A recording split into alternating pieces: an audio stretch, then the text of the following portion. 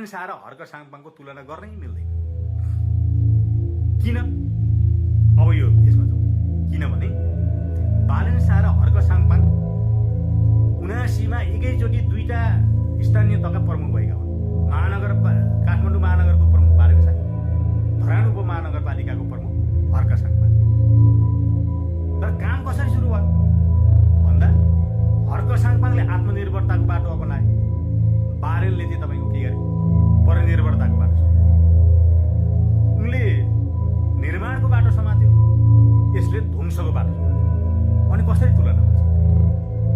उत्पादनको क्षेत्रमा बालेनले सिनको भाँचेन, त्यो कुरा सबैले देखाएको छ। तर हर्क साङपाङले कस्तो? तपाईँलाई दुईटा मात्रै उदाहरण।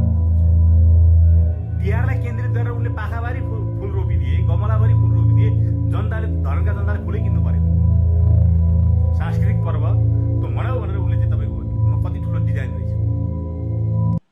धरानका हरेक नागरिकहरूलाई चाहिँ तपाईँको आफ्नो घर अगाडि चाहिँ तपाईँको गमला राखेर उन्नत जातको खुर्सानी रोपिदिए उनले। खुर्सानीबाट समस्याबाट किन्नै परेन के।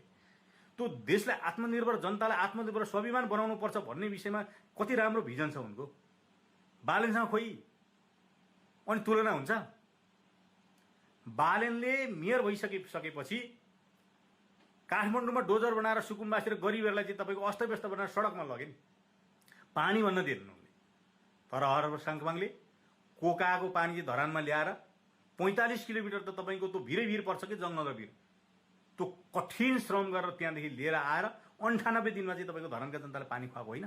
अनि तुलना गर्न मिल्छ हर्क साङपाङसँग त बालेन शाहको? बालेन शाहले सुकुम्बासीहरूमाथि डोजर अहिले लगाएका हुन् र मेयर हुँदै लगाएका हुन्, टहरा भत्काए हुन्, मान्छेलाई दुःख दिया हुन्।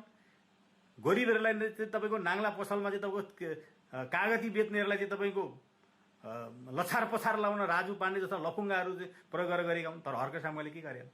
सुकुम्बासीहरूलाई चाहिँ तपाईँको अप्ठ्यारो ठाउँमा खोलाका किनारतिर बसेका सुकुम्बासीहरूलाई चाहिँ तपाईँको गएर सम्झाएर धरानको फलाना ठाउँमा सुरक्षित ठाउँ छ, त्यहाँ तपाईँहरू सर्नुहोस्, त्यहाँ घर बनाइदिन्छु भनेर होइन। उनले चाहिँ तपाईँको स्थानीय साधन स्रोतको प्रयोग गरेर आवास निर्माण कार्यक्रम अन्तर्गत चाहिँ तपाईँको उनले कैयौँ गरिबका चाहिँ टहरा बनाएको कुरा लुकेको छ। अनि तुलना हुन्छ? एउटाले गरिबका टहरा भत्काउँछ, अर्काले टहरा निर्माण गरिदिन्छ। तुलनै भएन नि त।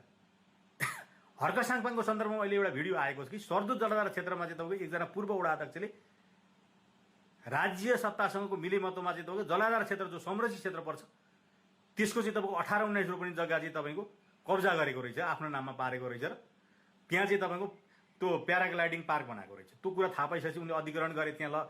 त्यही भिडियो राखेर उनले चाहिँ बदनाम गराउन कोसिस गरिरहेका छन्। अहिले अदालतले निर्णय गरिसकेको छ कि त्यो चाहिँ तपाईँको सरकारी संरक्षित